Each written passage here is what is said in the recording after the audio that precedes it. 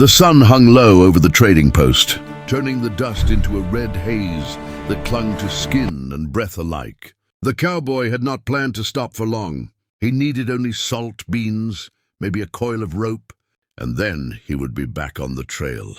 But the noise drew him in, voices sharp with impatience, laughter edged with cruelty, the thud of boots shifting around a wooden platform. A slave auction was underway, and the air felt heavy with the kind of silence that follows suffering even when no one admits it. She stood there with her hands bound, an Apache woman with her chin lifted and her eyes steady.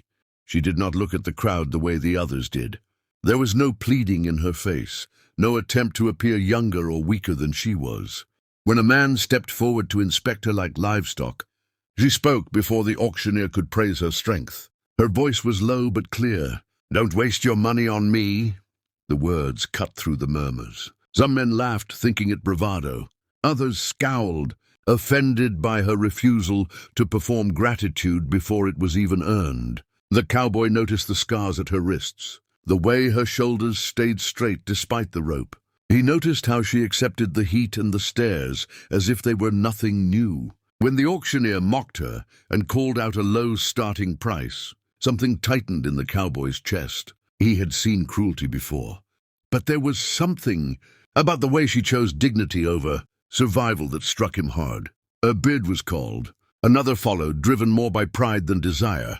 The price climbed slowly, the crowd thinning as interest faded. When the final call echoed and no one spoke, the cowboy raised his hand. The auctioneer blinked in surprise, then grinned. The hammer fell, loud and final. As they walked away from the platform, the woman did not thank him. She didn't curse him either. She simply said, "You shouldn't have done that." Her tone held no accusation, only certainty. The cowboy cut the rope from her wrists and handed her his canteen. "You're free to walk," he said, "but I've got a place that needs help, and no one there will chain you." She studied him for a long moment, measuring his words against a lifetime of lies. Then she took a drink, wiped her mouth, and stepped beside him, carrying her freedom as carefully as a fragile flame. They left the trading post at dawn, when the ground was still cool and the sky pale with promise. The cowboy walked ahead at first, giving her space, as if distance itself were a kind of respect. She followed without being told, her steps quiet, her eyes scanning the land with the practiced awareness of someone who had learned survival the hard way. No chains bound her now, yet she moved as if expecting them to return at any moment. The first day passed in near silence. The cowboy spoke only when needed, pointing out water or warning of rough ground. At noon he stopped, handed her food, and turned his back while she ate, a small gesture that did not go unnoticed. She had learned long ago that kindness often arrived disguised as control, but this felt different. It arrived without instruction, without expectation. That night, they camped beneath a sky heavy with stars. The cowboy built a fire and set his bedroll a careful distance away. When the wind shifted and carried the distant howl of wolves, he rose without a word, rifle in hand, and stood watch. She stayed awake, pretending to sleep, observing how he never once looked toward her with ownership in his eyes. When morning came, she realized she had slept more deeply than she had in years. On the second day, rain fell hard and sudden, turning the trail into thick mud. The wagon stuck, wheels sinking deep. Without being asked, she moved to help, bracing her shoulder, finding stones to wedge beneath the wheels. When a strap snapped, she mended it quickly, fingers sure and skilled. The cowboy watched, not surprised but grateful. He offered a blanket when the rain soaked through her clothes. She hesitated, then took it. "I won't be owned again," she said, as if testing him. He nodded once. "I don't own people." The words were simple, unpolished, and that made them stronger. At the river crossing, she finally spoke her name, giving it like a cautious gift. He answered with his own, and the exchange felt like a truce, fragile but real. That night, as the fire burned low, she sang softly in her language, a song filled with loss and endurance. He did not ask what it meant. He listened. The land listened too, and for the first time since leaving the trading post, the road ahead felt less like a sentence and more like a choice. The house appeared at the edge of the hills, weathered and quiet, as if it had been waiting. It was not grand, only sturdy, with a low fence and a small corral that leaned with age. The woman studied it from the wagon, half expecting another trick, another place where freedom narrowed into a different kind of cage. The cowboy unloaded supplies slowly, showing her each thing without ceremony, as though transparency were his only rule.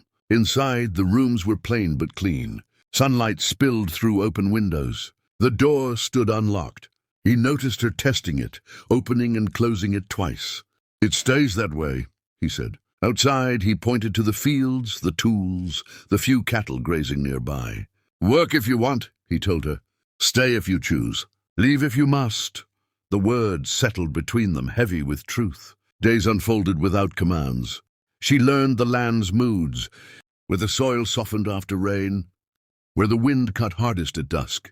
She planted where she could, mended fences where they failed, and kept to herself when memories pressed too close. He watched from a distance, offering help only when asked, never hovering. Trust did not arrive suddenly. It crept in, quiet and cautious. Trouble came riding one afternoon, announced by laughter and the jingle of spurs. Men from the trading post slowed at the gate, eyes lingering on her with the same hunger she recognized too well. Her hand found the knife hidden at her side, old instincts flaring. Before she could move, the cowboy stepped forward. His voice was calm but final. Words were exchanged, sharp and ugly. One man reached for his weapon. The moment snapped. The fight was brief and brutal. Dust rose, steel flashed, and then it was over. The men retreated, wounded pride stinging worse than any cut. When silence returned, her legs trembled, not from fear, but from the shock of being defended without being claimed as property. She sat on the porch shaking, while the cowboy fixed a broken step, his hammer steady, as if holding the world together one nail at a time. That evening she spoke of her past, of loss, capture and survival carved from pain. He did not interrupt. He listened as if her story mattered, as if it belonged to her and not to the cruelty that shaped it. The house remained open, the doors unlatched, and for the first time it felt less like a shelter and more like a beginning.